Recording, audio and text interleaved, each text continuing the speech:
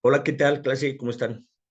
Bienvenidos a nuestra segunda sesión. El tema que vamos a abordar el día de hoy es la clasificación de los contratos y también vamos a analizar dos cláusulas importantes en los contratos. Sí, les subo la presentación e iniciamos.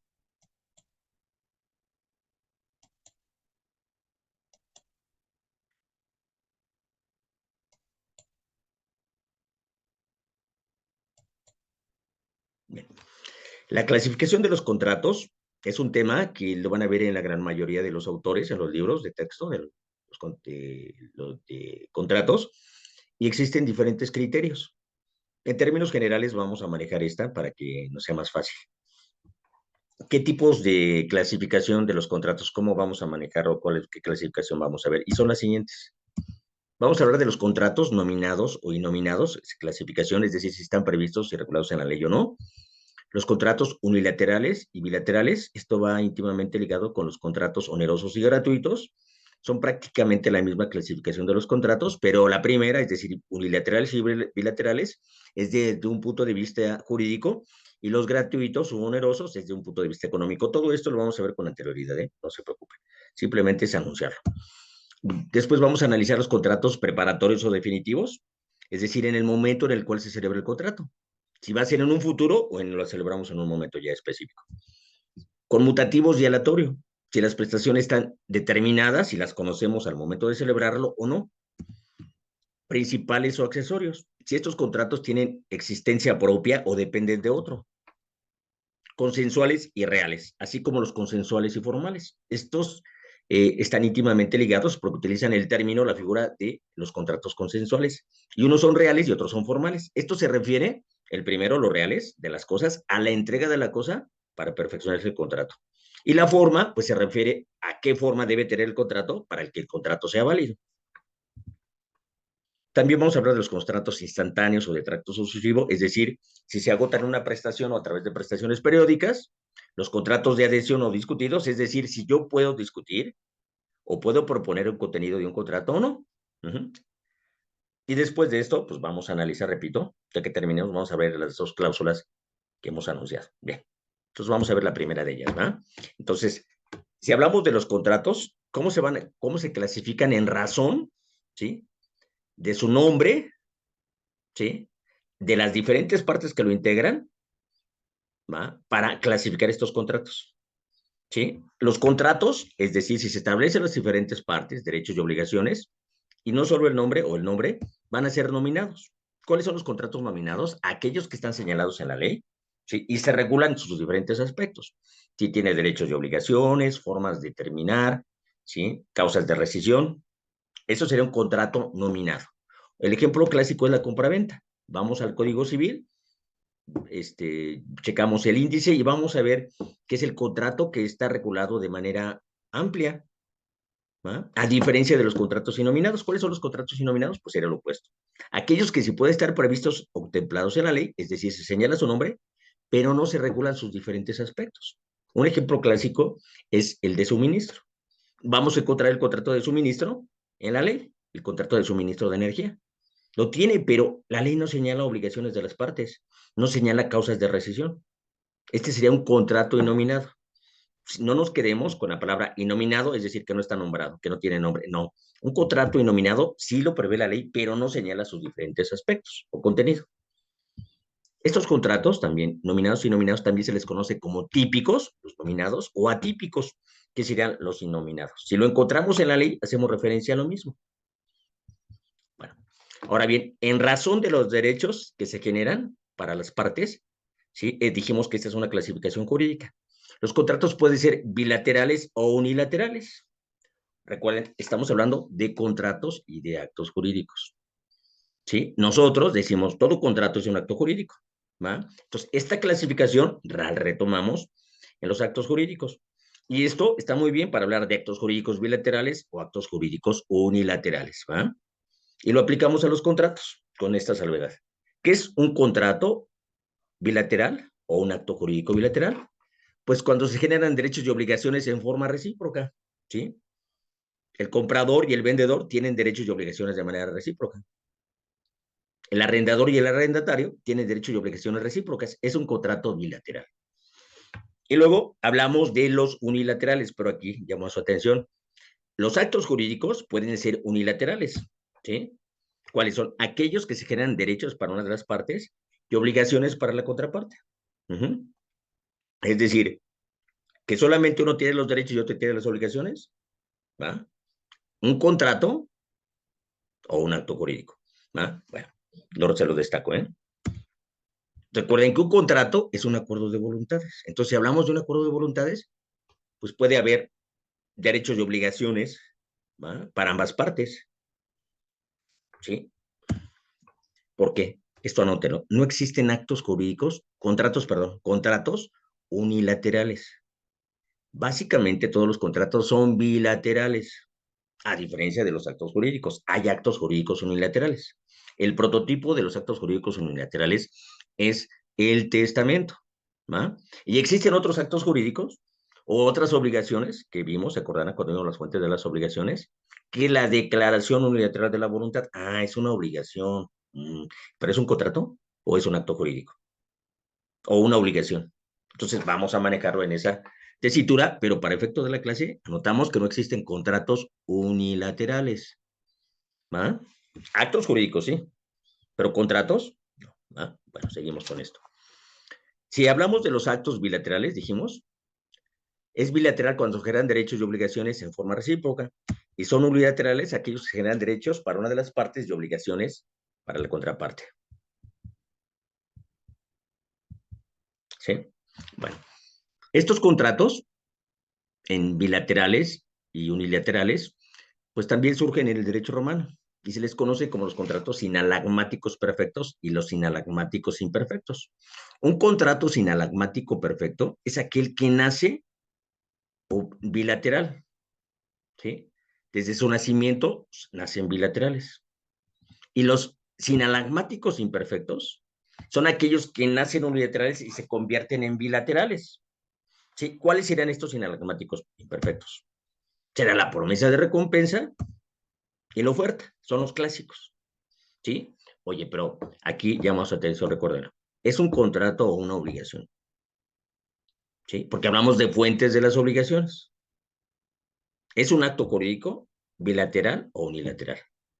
Pero si hablamos de contratos, los contratos básicamente son bilaterales, ¿sí? Donde hay derechos y obligaciones de manera recíproca, ¿sí? Entonces esto podemos entenderlo así, ¿va? O sea, entendémoslo así, ¿no? Que los sinalagmáticos perfectos son aquellos que nacen bilaterales y sería la gran mayoría. Pero vamos a manejar esta excepción. Los sinalagmáticos imperfectos serán aquellas obligaciones que nacen unilaterales y después se convierten en bilaterales. ¿Sí? ¿Cómo bilaterales? Por la promesa de recompensa, recuerden. Pues lo que vemos en los parques, 1,000 pesos a que encuentre la perrita. Es una declaración unilateral de la voluntad. El promitente es el que se obliga, nada más. ¿Va? Y si nadie me lo exige, pues seguiré obligado. Entonces sería unilateral, ¿verdad? Y las ofertas, ¿no? Si vamos al centro comercial y hay una oferta y no me interesa, pues yo no estoy obligado. Pero el oferente sí. Entonces, desde ese punto de vista, será una obligación unilateral, ¿sí? O un acto jurídico unilateral. Bien, bueno. Recuerden desde un punto de vista jurídico, ¿eh? Ahora, si hablamos en los contratos que son onerosos y gratuitos, también será desde una clasificación desde el punto de vista económico, es decir, los provechos y gravámenes. En lugar de hablar de derechos y obligaciones, utilizamos el término provecho, que sería sinónimo de derecho, y gravámenes, que sería sinónimo de obligación, pero el contenido es económico, ¿sí? Entonces, ¿qué sería un contrato oneroso? Pues bien lo indicamos, ¿no? Cuando se genera provechos y gravámenes en forma recíproca. Es decir, tengo un beneficio y también tengo una carga o una obligación especial que tengo que realizar. Y los gratuitos, aquellos que se generan para una de las partes gravámenes y para la contraparte un provecho. ¿Sí? Provecho es una ventaja, un beneficio económico. Un gravamen, una obligación económica. La parte medular es el contenido económico. Onerosos y gratuitos tienen un contenido económico, lo hacemos desde un punto de vista económico. Desde el punto de vista jurídico hablamos de bilaterales o unilaterales. Cualquier contrato o acto jurídico lo podemos analizar de ambas perspectivas, ¿va? ¿Sí? Entonces retomamos. Un contrato bilateral y unilaterales, dijimos, son aquellos que generan derechos y obligaciones, ¿va? ¿Y en qué consiste? En hacer, en dar, hacer o no hacer. y es un contenido jurídico. Es un derecho, pues exige una conducta de dar, hacer o no hacer, ¿no? Y una obligación es cumplir o realizar una conducta de dar, hacer o no hacer. Claro, desde simplemente el punto de vista que estamos manejando, si soy acreedor o deudor. Cambio, desde el punto de vista oneroso, hablamos de provechos y gravámenes. Tiene un contenido económico, pero sería lo mismo. ¿Ah? Un provecho es un beneficio económico y un gravamen es cumplir con una obligación o prestación económica. Entonces, prácticamente es lo mismo, ¿sí? Pero desde un punto de vista diferente, jurídico y económico. ¿Sí? Entonces, vamos a ver, analizar la compraventa desde el punto de vista jurídico y oneroso, ¿sí? Desde un punto de vista jurídico, es un contrato bilateral. ¿Ah? El vendedor tiene la obligación de entregar la cosa y el derecho de recibir el precio. Derechos y obligaciones recíprocas. El comprador tiene el derecho a recibir la cosa y la obligación de entregar el precio. ¿Va? Es obvio. Entonces, desde el punto de vista oneroso, pues el vendedor tiene un provecho. ¿En qué consiste ese provecho? Pues que va a recibir el precio, va a recibir dinero. ¿Sí? ¿Y cuál es el gravamen? Pues desprenderse de la cosa, ¿no? ¿Cuál es? Pues la casa tiene un contenido económico, la casa ya no es mía, o la cosa ya no es mía. Entonces, sería ese gravamen. ¿Y qué pasa con el comprador? El comprador tiene un provecho. ¿Cuál es? Pues recibo la cosa, ¿verdad? Que tiene un contenido económico, ya sea una prenda, un auto, una casa. ¿Y cuál es el gravamen? Pues tengo que pagar el precio. ¿Y cuál es? Dinero.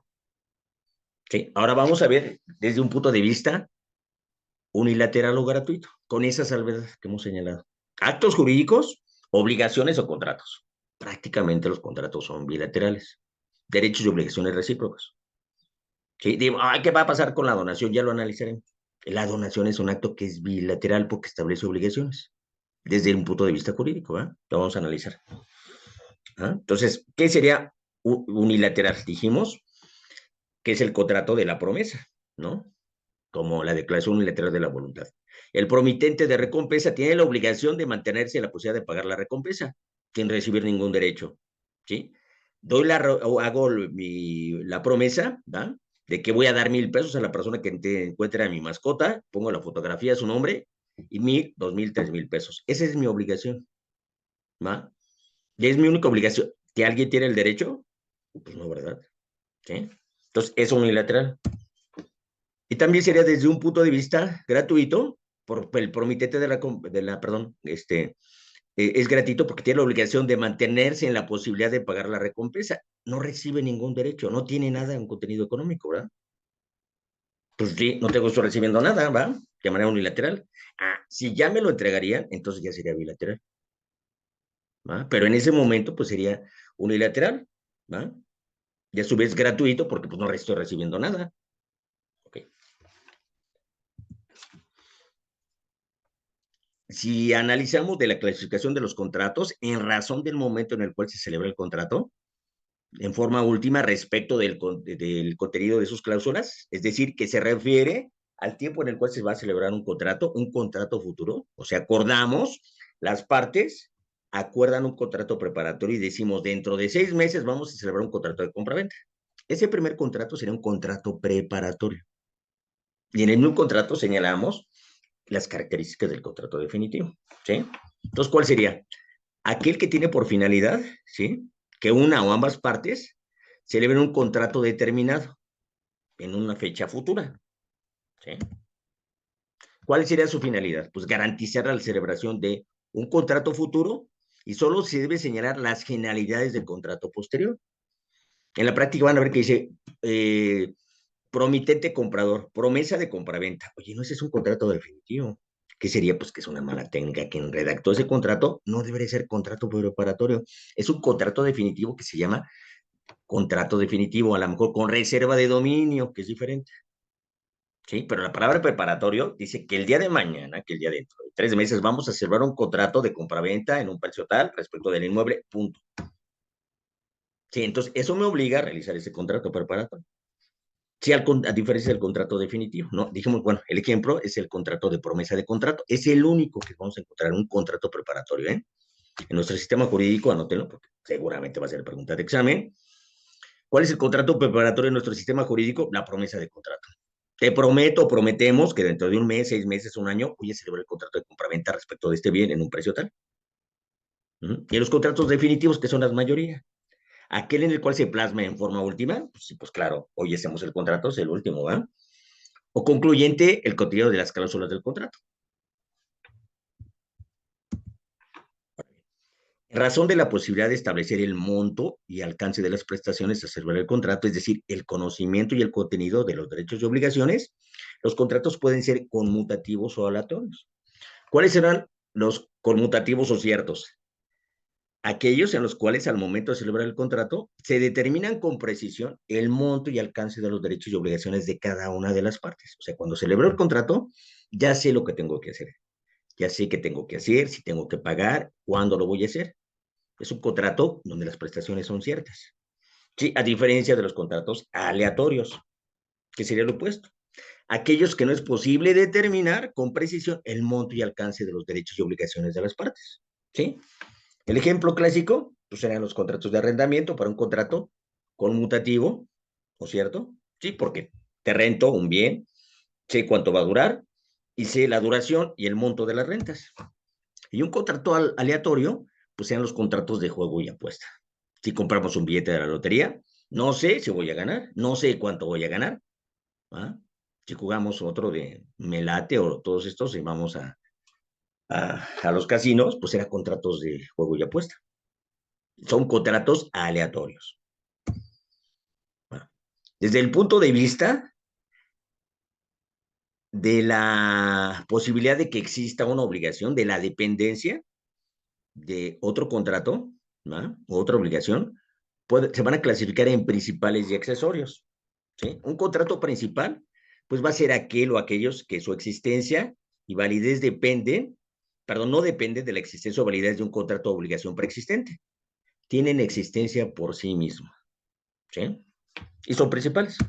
A diferencia de los contratos accesorios, pues simplemente por lógica lo vamos a definir. Aquellos que no tienen existencia propia y dependen de la existencia de un contrato o una obligación previa.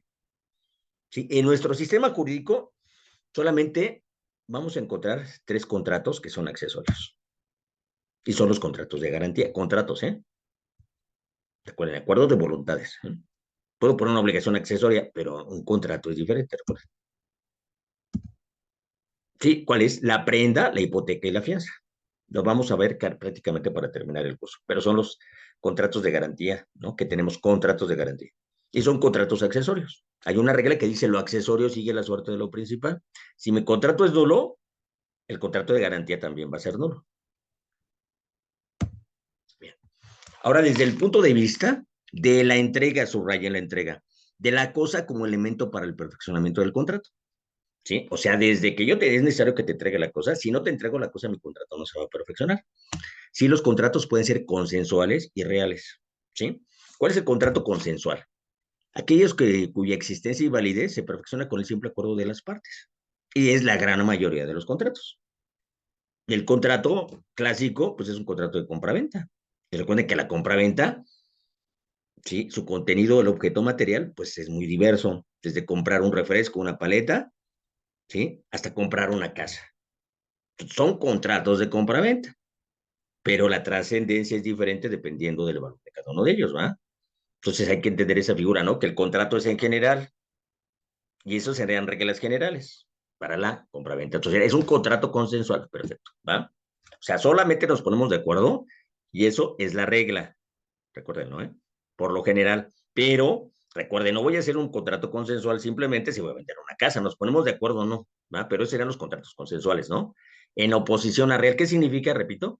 Que sea reales a aquellos que además del consentimiento de las partes se requiere la entrega de la cosa como elemento constitutivo. O sea, si no te entrego la cosa, no existe el contrato.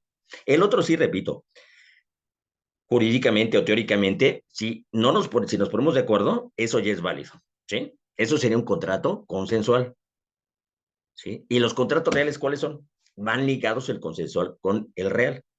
Para que un contrato, digamos que es real, además del consentimiento, se requiere que te entregue la cosa. Si no te he entregado la cosa, aunque nos hemos puesto de acuerdo, mi contrato no sería válido, ¿sí? Y solamente hay un contrato que es real.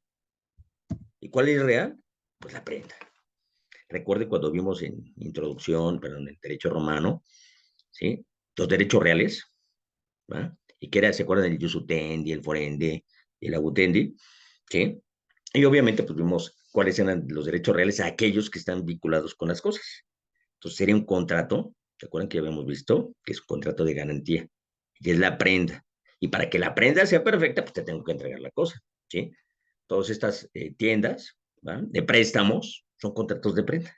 Si no me das la cosa, pues no te doy el dinero, ¿va? Entonces, pues sí, ya nos pusimos de acuerdo, dame la prenda. Si no te das, me das la cosa, no te voy a dar el dinero, ¿sí? Es un contrato de garantía.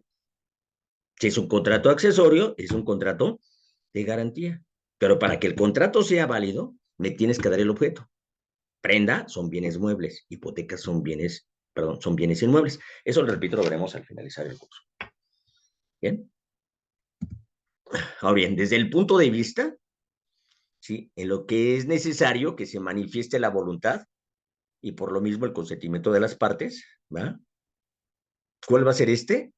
Que serían los contratos consensuales y formales. O sea, se requiere de una forma, ¿sí? Desde el punto de la vista de la forma, que para que se manifieste la voluntad, ¿sí? Y lo mismo el consentimiento, pueden ser consensuales y formales. ¿Cuál va a ser el consensual? Lo que hemos señalado, los que existen y son válidos y perfeccionan con el simple acuerdo de las partes sin mayor requisito legal, que es el anterior. Sí, pero aquí estamos hablando de la forma. Uno es la entrega de la cosa y esta es la forma, que este sería la gran mayoría, ¿no? O simplemente por seguridad. Entonces vamos a ver cuáles son los contratos formales. Dice, pues aquellos formales, aquellos que además del consentimiento de las partes, la ley se exige un requisito adicional que conste por escrito, o sea, la forma. En los contratos reales, además del consentimiento, me tienes que entregar la cosa. Solamente hay un contrato, que la prenda. Y los contratos formales, aquellos que además de que existe el consentimiento, lo tenemos que hacer por escrito. Y esto es muy importante que tenerlo en cuenta, ¿no? Bueno, ¿en qué va a consistir esta forma? Básicamente serían tres. Primero, que sea en un escrito privado. Dos, que sea en un escrito privado con ratificación de firmas o que sea un escrito con testigos, ¿sí? O y con ratificación de firmas o sin ratificación de firmas. Y otro elemento es que conste ante un notario público, o sea, primeramente, que sea un escrito privado. Dos, que sea un escrito privado y que se ratifiquen las firmas, ¿va? Y otro, que sea ante un notario público, que sería ante una escritura pública, ¿va? ¿Qué implica la forma? La informa implica seguridad, porque el contrato es consensual, no tengo ningún elemento de prueba. Oye, pero la ley dice que es consensual. Sí, pero necesito un elemento de prueba. Si no tengo un elemento de prueba, pues las cosas en un juicio van a ser diferentes. Recuerden esto, lo que nos hace a nosotros diferentes del conocimiento general de las personas, ¿sí? O de otras profesiones. Los contratos consensuales se perfeccionan por el simple acuerdo de las partes y los formales requerimos de ese que consten por escrito. ¿Ah? Y no puede ser lo mismo vender una casa, repito, que vender una paleta o vender una pluma, ¿va? Una pluma de estas de plástico que utilizamos de manera diaria, ¿va? Ni siquiera recibimos el ticket, es consensual, no me importa porque no trasciende. Entonces, ¿qué vamos a manejar? Que por seguridad, la gran mayoría debe constar por escrito para ser precavidos y no tengamos ningún problema, pero hay que entender el valor de la cosa. No pedir, dame una factura por una pluma, ¿va? Ah, pero si es un auto, sí, dámelo por escrito. Si es un bien inmueble, dámelo por escrito. Una casa, pues todo el mundo lo sabe, ¿no? Vamos con el notario para no tener problemas. ¿Qué estoy comprando? Seguridad jurídica. Estoy comprando forma. ¿Cuál es la forma? Que conste ante un notario público y eso me va a dar la seguridad de que mi acto está bien hecho y no va a tener problemas mayores. Que conste por escrito, ya es un elemento de prueba, está plasmado. Porque si es consensual, ¿cómo lo voy a demostrar? Con testigos. Los testigos vamos a ver que es la prueba más difícil. Aunque otras personas dicen que con un testimonio ya acredité muchas cosas, ¿no? Y eso pues es terrible. Dice, oye, pues de cuestiones jurídicas no sabes nada. Y pasa en la televisión, ¿eh? Bueno, ahora vamos a ver los contratos instantáneos y de tracto sucesivo. Esta clasificación se establece en razón de la posibilidad de cumplir o agotar el contrato en un solo momento o en prestaciones periódicas, ¿sí? ¿Cuáles son los contratos instantáneos? Pues como su nombre lo indica, aquellos en los cuales las prestaciones o obligaciones de las partes se ejecutan o cumplen en un solo acto. Y los de tracto sucesivo, pues aquellos que no se agotan en un solo acto y se cumplen por medio de prestaciones periódicas o en un lapso de tiempo. ¿Cuáles serían los ejemplos? El primero, pues el contrato de compraventa al contado, porque puede haber un contrato de compraventa en abonos, ¿va? Si sean abonos, es un contrato de tracto sucesivo. ¿En cuántos abonos me voy a vender? Te voy a pagar. ¿Cuántos pagos te voy a dar? Será un contrato de tracto sucesivo. Otro ejemplo de un contrato de tracto sucesivo es el contrato de arrendamiento. Un contrato de arrendamiento, ¿va? Podemos decir, oye, te pago todas las rentas. Sí, no estás pagando todas las rentas, pero tengo un tiempo en el cual yo voy a seguir disfrutando de ese bien. O sea, va a ser un contrato de tracto sucesivo. No se va a agotar en un solo momento. Sí, voy a disfrutar ese bien durante un tiempo. Si el pago, si lo hice al contrato, te pagué te las rentas por adelante. Sí, pero yo voy a seguir disfrutando por ese bien. Entonces sería un contrato de tracto sucesivo.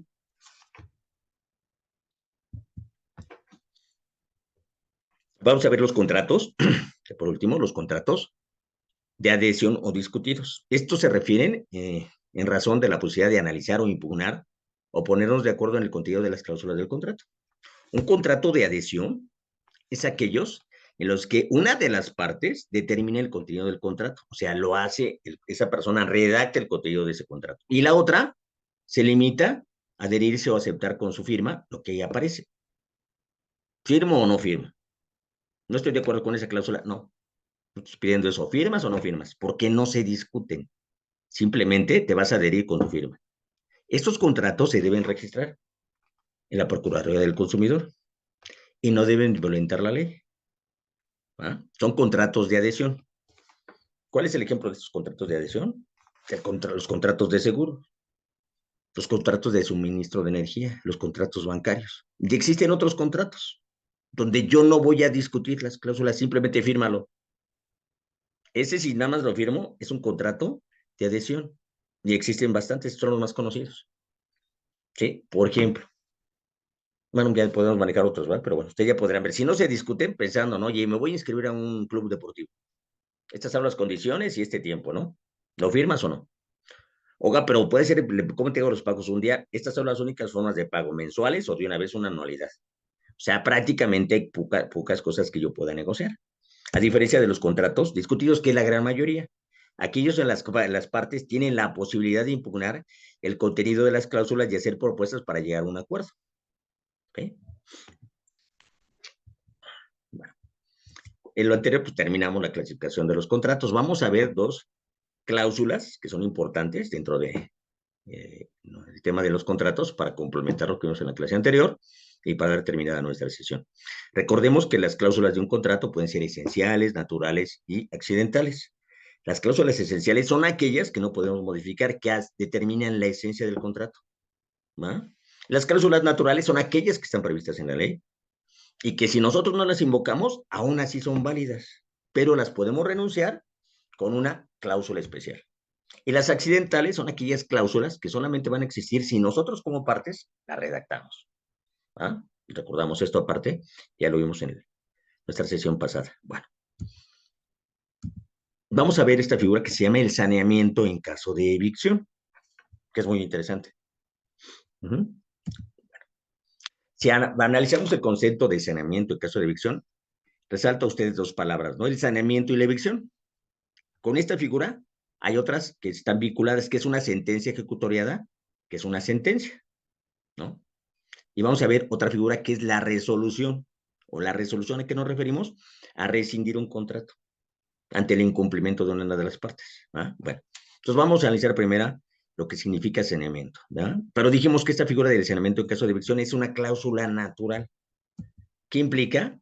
Aquellas que están previstas en la ley, ¿sí? Y se van a ser válidas aunque las partes no la invoquen, pero se pueden renunciar a ellas cuando así lo pactan las partes. O sea, es una cláusula que es renunciable. Yo puedo decir, la parte compradora renuncia al saneamiento en caso de evicción. Si yo lo pacto, ya no cumplo. Pero si no lo pacto así, es una obligación de la parte vendedora. Bueno, entonces vamos a ver el primer término, ¿qué significa saneamiento? Después vamos a ver qué es evicción. Bueno, ¿qué es el saneamiento? Vamos a ver su concepto gramatical. Saneamiento, sanear, pues es el proceso y el resultado de sanear, de recuperar o de reparar algo. Si algo está desperfecto, pues hay que sanearlo, hay que reparar. ¿Sí? Y el jurídico, pues significa indemnizar. La indemnización que debe pagar al vendedor, al comprador que sufrió la evicción. Eso es el saneamiento. ¿Qué es el saneamiento? Pues al comprador que sufre evicción, lo tienes que indemnizar. Entonces, la palabra que tenemos que analizar ahora es qué es la evicción, pero ya la primera nos está señalando que es indemnizar, ¿sí? Recordemos que es indemnización, ya lo hemos comentado en sesiones pasadas, en clases anteriores, ¿va? Ya debemos de tener una idea de qué sería la indemnización, ¿sí? Bueno, ¿qué es la indemnización? Es el resarcimiento de los daños y perjuicios generados, ¿no? ¿Qué es un daño? Pues el daño es un elemento objetivo. ¿Y cómo lo definimos? Es toda disminución o menoscabo en el patrimonio por la falta de cumplimiento de una obligación. Si yo incumplo con una obligación, a mi contraparte le voy a generar un daño. ¿En qué consiste el daño? En un menoscabo, en una disminución del patrimonio. ¿Recuerden qué es el patrimonio? El conjunto de bienes, derechos y obligaciones valorados en dinero. ¿Sí? Si el daño fue de un peso o perdí un peso, ¿de cuánto es tu daño? De un peso. Claro, ¿no?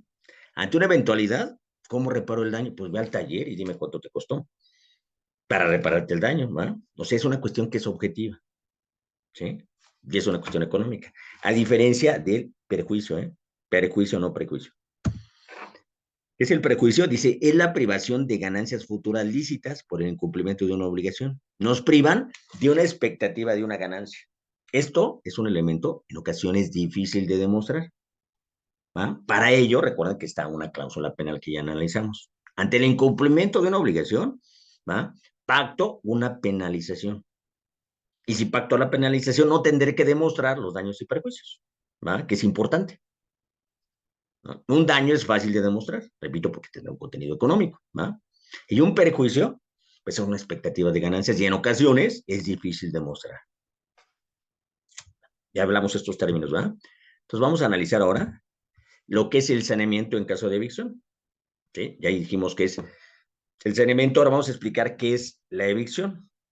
La evicción, anotamos, es toda privación total o parcial de la cosa que sufre el comprador. La privación que sufre el comprador de la cosa que compró. ¿Sí? Bueno, aquí en el ejemplo, en este primero, que están viendo, está el vendedor. Aquí está el vendedor. ¿Y qué hace el vendedor? Pues vende una casa de color azul, vendedor azul y la casa es azul. ¿Y qué hace el comprador de verde? El comprador de verde paga dinero. Entonces aquí hay un contrato de compra-venta. El comprador, ¿sí? Paga el dinero y tiene la casa. Dice, toda privación total o parcial de la cosa que sufre el comprador. Entonces el comprador llega a un tercero y le quita la casa. Entonces el comprador, aquí es el comprador, ya no tengo la casa ni tengo el dinero, sufrió la evicción. ¿Sí? Entonces sigamos con la definición y ahorita lo retomamos. Entonces dijimos, ¿qué es evicción? Toda privación total o parcial de la cosa que sufre el comprador. ¿Sí? ¿Pero ante qué? Que es consecuencia de una sentencia ejecutoriada. ¿Recuerdan sus temas procesales? Sentencia definitiva, sentencia ejecutoriada, sentencia que causó estado, etcétera, etcétera. O sea, una sentencia ejecutoriada es una sentencia que no se puede modificar. Pues llegamos ahí para no crear mayores confusiones. Pero con una sentencia no es una sentencia definitiva. Con una sentencia definitiva sí se puede modificar. ¿Sí? En cambio, una sentencia ejecutoriada no se puede modificar. Entonces necesito una sentencia que sea ejecutoriada. ¿Verdad? ¿Qué más? Bueno, sí, en razón de un derecho anterior a la adquisición. Es decir, que este señor, el tercero que vemos aquí de rojo, este señor tercero, tenía un derecho anterior a la compraventa y era propietario de la casa y por X circunstancia le estaba litigando. Entonces, este señor, el vendedor, vendió la casa y el comprador pues, la adquiere. Pero este llega a su juicio y le dan una sentencia. Se requiere una sentencia ejecutoriada para que se dé la evicción, ¿recuerdan? Entonces el tercero va con el comprador y dice, mira, aquí está mi sentencia, esa casa es mía, ¿me la das? Entonces, el comprador sufrió evicción. ¿Qué es evicción? Me privaron de un bien. Llegó un tercero, ¿sí? Tenía una sentencia ejecutoriada en razón de un derecho adquirido, y yo, comprador, me quedé sin nada. Sin la casa y sin el dinero, porque el dinero ya lo había entregado. Entonces, yo sufrí evicción. ¿Sí? ¿Qué es evicción? Toda privación total o parcial de la cosa que sufre el comprador. El vendedor no sufre evicción. ¿Te acuerdas, no? Quien sufre la evicción es la parte compradora. Bueno, en esos casos, ¿qué va a pasar? Pues que el vendedor está obligado a indemnizar al comprador. Entonces, con aquí tenemos el comprador, pues se quedó con el dinero, ¿sí? En azul. ¿Ah? ¿Y qué pasó con el vendedor? Pues sufrió evicción. ¿Y qué implica la evicción? Pues se queda sin dinero y lo privan total o parcialmente del bien por una sentencia ejecutoria en base a un derecho anterior. Entonces, ¿qué tengo que hacer? Yo como vendedor tengo la obligación de indemnizar al comprador. ¿Y en qué consiste la indemnización? Reparar el daño o el perjuicio que se hubiera generado. ¿Sí? ¿Y eso qué es? Eso es saneamiento. ¿Qué es sanear? Dijimos, reparar el daño. ¿Cómo lo reparo? A través de la indemnización. ¿A quién le voy a indemnizar? Pues al vendedor, perdón, al comprador que sufrió evicción. ¿Y qué es evicción? La privación total o parcial de un bien a través de una sentencia ejecutoriada en razón de un derecho anterior, de un mejor derecho anterior. ¿Sí? Esta es una cláusula importante. ¿Eh? Ya por último, para concluir nuestra sesión, vamos a hablar del tema de vicios ocultos. ¿Sí? Los vicios ocultos también es una obligación de la parte vendedora. ¿Y cuál es la obligación de la parte vendedora? Pues garantizar las cualidades de la cosa. ¿Sí? Esta, la de garantizar las cualidades de la cosa, es una obligación del vendedor. Entonces, la parte vendedora está obligada a responder de los vicios ocultos de la cosa. Entonces, la pregunta sería, ¿qué es un vicio oculto? ¿Ah? Y la ley, pues es muy lógica, ¿verdad? ¿Ah? Pues tenemos que estudiarla porque si ¿qué será un vicio? Pues no, ¿verdad? Estarían buscando en otra cosa y no. Fíjese que es un vicio, anótelo, ¿eh? Dice, aquella característica que hacen a las cosas impropias para el uso al que naturalmente están destinadas o que las partes pactaron en el contrato. ¿Sí? Realizo una compraventa y señalé el destino de la cosa. ¿Ah? Oye, necesito una puerta apolillada. Y esa puerta, que es apolillada, la quiero para que te la vas a ver, pues está apolillada, ¿no? Sí, es que quiero ponerla como una mesa. Ah, muy bien, pero está apolillada, ¿eh? Apolillada y estoy señalando. Perfecto, muy bien. Te la estoy vendiendo apolillada. Le pregunté si estaba tratada o no estaba tratada. Mm, ¿Qué pasa si no le pregunto? ¿No? Oye, ¿y qué pasa si surge la termita? Pues es una puerta apolillada, ¿va?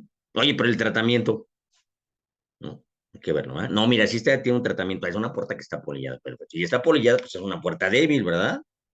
Pero ¿qué pasa si esa puerta que es débil, en lugar de ponerla como mesa, muy creativo, la pongo como en la entrada principal de mi casa, en el departamento? Ah, mira qué bonita se ve. Oye, pero está apolillada, está muy débil. ¿Te va a permitir eso? No, pues se tiene un vicio. A ver, no, no, no, no, no. ¿Para qué quiero la puerta? Para la entrada, oye, no te sirve esta puerta para la entrada. Ah, oye, la quiero poner de manera decorativa. Ah, pues está muy bien. Entonces es importante el por qué, ¿no? ¿Para qué quiero un auto? Para transportar personas, perfecto, ¿no? Pues transporta personas. Pero ¿qué pasa si al auto le quito el asiento y empiezo a transportar cemento, arena? Pues el auto se va a dañar y le estoy dando un uso diferente al que estaba pactado. Y se descompone. Pues sería muy tramposo y diría, mira, tiene un vicio porque se descompuso. Sí, pero yo le di un uso diferente para el cual estaba diseñada la cosa. Mi auto estaba bien. Yo como parte compradora le di uso diferente y engaño a la parte vendedora, ¿va? Entonces es importante esto, ¿no? Dice, aquellas características que hacen una cosa impropia para el uso al que naturalmente está destinada o que las partes pactaron en el contrato, ¿no? Para que se dé este vicio, debemos de reunir tres características. Que el vicio, el desperfecto, no esté a la vista. Si el vicio o desperfecto está a la vista, no opera el vicio oculto.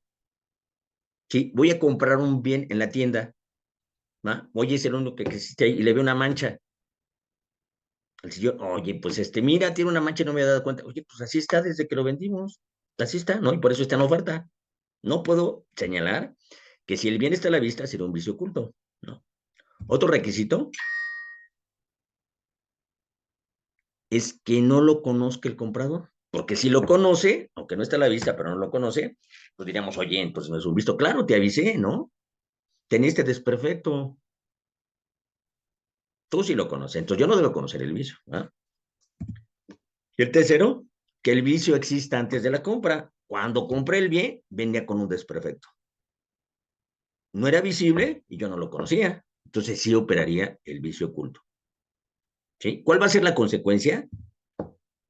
La acción, resolución que se rescinde el contrato.